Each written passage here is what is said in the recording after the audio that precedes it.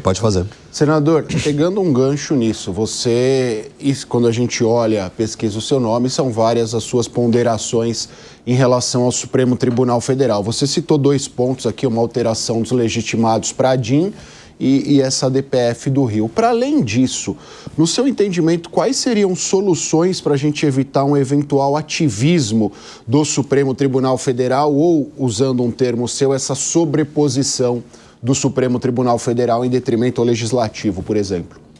Porque, lembrando que essa sobreposição, ela quebra uma regra básica da ordem democrática, né, que é o princípio e o equilíbrio entre os poderes. Né? O cidadão comum, o motoboy, sabe que houve abusos durante esse período. A própria ministra Carmen Lúcia dizia que a censura, e ela usou esse termo, era temporária.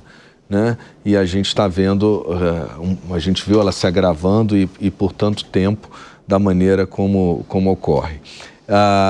Essa é uma opinião minha, eu deixo bem claro, porque também sou advogado. Né? Eu até brinquei outro dia com o ministro e disse, olha, ministro, quando eu voltar à advocacia, isso vai acontecer um dia, né? Não vejo a carreira política como uma profissão, eu vou ter que voltar ao banco da faculdade. Eu vou ter que estudar tudo, porque hoje o Brasil está muito mais para o direito de costumes e de decisões e jurisprudência do que da lei em si, como eu aprendi na faculdade. Eu não sei nem como os professores de direito penal principalmente, conseguem explicar as barbaridades, né? Porque há uma violação evidente do princípio do devido processo legal. E, para não dizer que é sobre questão ideológica, de partido, de eleições, eu vou dar um exemplo agora, hoje. O advogado do senhor William Rogato, o maior manipulador do futebol brasileiro. A CPI localizou o William Rogato lá em Dubai, né? Ele foi detido porque tinha um alerta vermelho, provavelmente do Ministério da Justiça, e o advogado constituído pela família até hoje, 4 meses, além de não conseguirem extraditar o William Rogato, e não sei se isso já começo a achar se não tem interesse em não extraditá-lo, porque ele está doido para vir para falar, para fazer um acordo de delação, né? Além de não extraditá-lo, ele está lá trancado há 4 meses em Dubai, o advogado não tem como falar com ele, não tem cópia nem das denúncias, a Polícia Federal não deu a ele. Estou falando de um caso de futebol, para ficar claro, para não comprometer nem a interpretação, né, de onde chegamos nesse país. Hoje o advogado me encaminhou o ofício que eu estou oficiando pela CPI, a Polícia Federal, para saber, inclusive, em que condições, se ele está tendo acesso ao seu advogado. Eu sou advogado, porra. Tem que ter direito de defesa. Isso aqui é um país democrático. Né? Eu estou oficiando na Polícia Federal, mas o advogado oficiou a OAB, me mandou e eu passei. Quero agradecer até ao presidente da OAB, Beto Simonetti, que já me respondeu, que já designou um procurador para que ele possa tratar dessa limitação ao exercício da advocacia. Agora, vamos falar também lá dos presos, né, que estão lá políticos, do dia 8, né? Quantos tiveram o mesmo problema para acessar os áudios? Vamos falar... Mérito à parte, pelo amor de Deus, não vou entrar no mérito nem desse nem de outros. O general Braga Neto, 45 dias um general 4 estrelas está guardado, né, e não teve acesso nem à delação. Como assim, gente? Como a pessoa vai exercer a defesa? Então, assim, é lógico, como advogado, eu estou falando aqui como advogado, o devido processo legal foi quebrado, a gente precisa restabelecer. Né? É preciso que o STF também faça uma autocrítica e reveja essas posições. Não sei se agora liberando as redes, como está fazendo, já é um processo de autocrítica. Espero que seja, espero que vá além. Sou defensor da anistia, sim. Vi que houve uma revolta popular. Quem quiser, o pai dos burros é o dicionário, né? E a mãe dos burros é a inteligência artificial. Entra ou no dicionário de inteligência artificial e coloca qual a diferença entre golpe de Estado e revolta popular. E aí você tira as suas conclusões. A minha é que houve uma revolta popular e que a anistia é cabida, porque eu quero é que traficante, gente que tirou vida dos outros, né, que impõe o terror nas cidades, que domina territórios, seja preso e fique 10, 15, 17 anos. Agora, uma pessoa que cometeu um crime contra o patrimônio público, ela que responda ou respondesse e tivesse uma pena condizente. Então, eu como advogado, eu estou dizendo e acho, inclusive, que a OAB foi até leniente nesse assunto, deveria ser mais aguerrida, porque houve abusos, ocorrem e eles são jurídicos. E a interferência do Poder Judiciário e os poderes se ampliaram de uma maneira em que há uma sobreposição, sim, sobre outros. Vai lá, David. Bom, já que o senhor citou os traficantes, né, o combate à criminalidade, existe a PEC da Segurança Pública, a criação do SUS da Segurança Pública, o SUSP, que muito provavelmente vai ser uma das pautas prioritárias no Senado. De que forma que vocês devem tratar esse tema? Essa foi uma das questões muito positivas, que foi o senador Flávio Bolsonaro deverá ser o próximo presidente da Comissão de Segurança Pública, porque nós tivemos, inclusive com o governador Cláudio Castro e o senador Rodrigo Pacheco, então presidente, discutindo. Hoje no Rio de Janeiro foi preso um rapaz, ele tem 19 anos e ele já teve mais de 20 e tantas passagens pela polícia. Eu vi isso. Ele não foi julgado ainda, a justiça amorosa, né? Não houve o trânsito em julgado da decisão, então, em tese, ele não tem antecedentes. A gente tem que tratar da reiteração da prática criminosa, ainda que não haja o trânsito julgado. Não é possível uma pessoa 90 vezes, 20 vezes, 100 vezes, 30 vezes cometer o mesmo crime e estar solta, sendo que um deles, inclusive, esse caso específico, ele empurrou uma senhora de idade e ela morreu na calçada porque bateu a cabeça. Então ainda foi um crime contra a vida, né? Essa PEC, ela não resolve isso.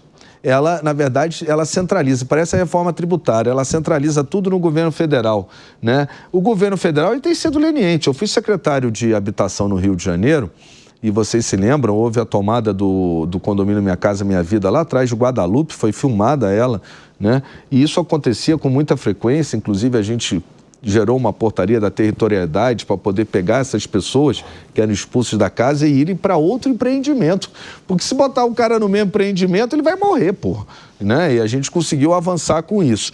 Né? Agora, pensa aqui comigo. O Minha Casa Minha Vida é o quê? Dinheiro federal, da Caixa Econômica Federal. Não é isso? E o trabalho de retomar é da Polícia Civil? É do Estado? Porra. Pelo amor de Deus, a Polícia Federal ela tem que entrar nas competências do que é federal. E essa questão das apostas esportivas, né, em que há crimes de manipulação, que inclusive a gente já viu, ele ocorre em todos, são células que viajam por todo o território do nosso país. Uma hora está lá no Mato Grosso, depois vai para o Ceará, depois vai para o Rio de Janeiro. É sério que a gente vai ter um inquérito em cada cidade desse, um não falando com o outro, e isso vai ajudar a gente a desvendar, a prender as quadrilhas? Ou isso é um crime federal pela territorialidade, inclusive porque alguns até extrapolam as fronteiras do país, né? No caso do William Rogato, por exemplo, o manipulador do futebol brasileiro que teve na CPI confessou os seus crimes.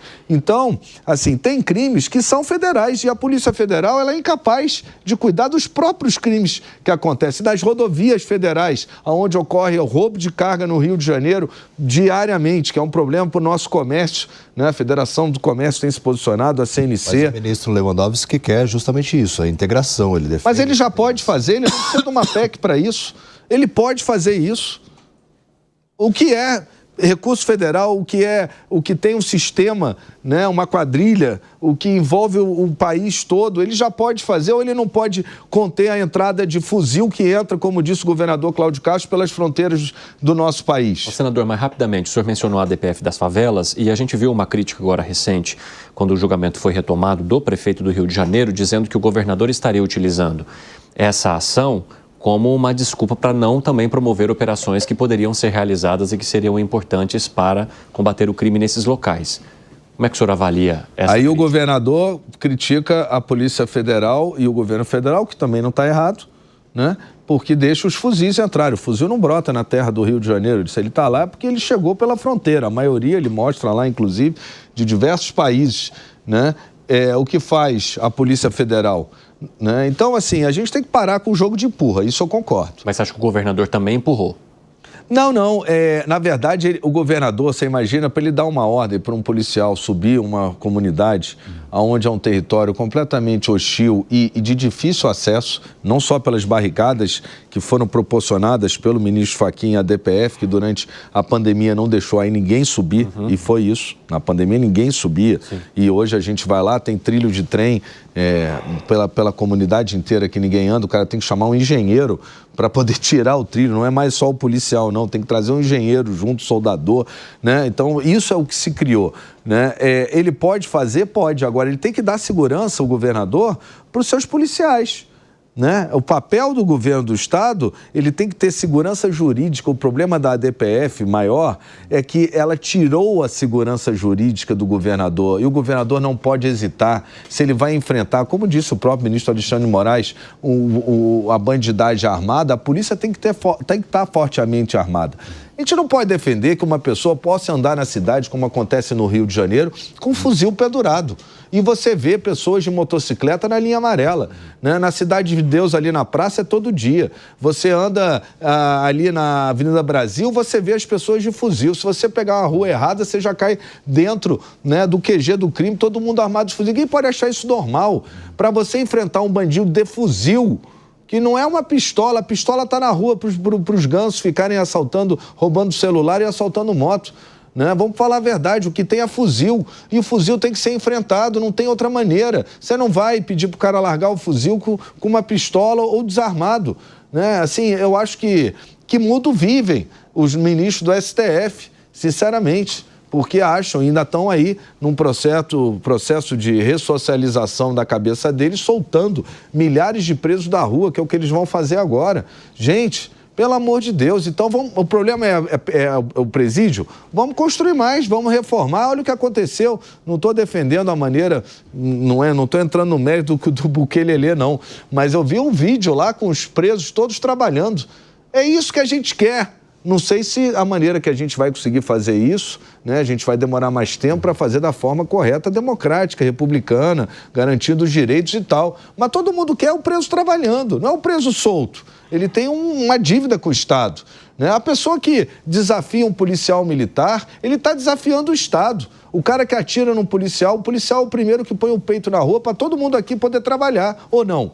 A gente tem que entender que a maioria da polícia, eles são heróis, são bons profissionais e tem que dar segurança jurídica. Então, na hora, o problema é esse. Não adianta também só a retórica do prefeito dizer, o governador poderia subir. Tem que subir com segurança jurídica, né? E a ADPF subtraiu essa segurança jurídica e o papel do governador, seja quem for, é dar segurança a quem vai botar o peito na frente. Bom, chegamos aí a menos de 10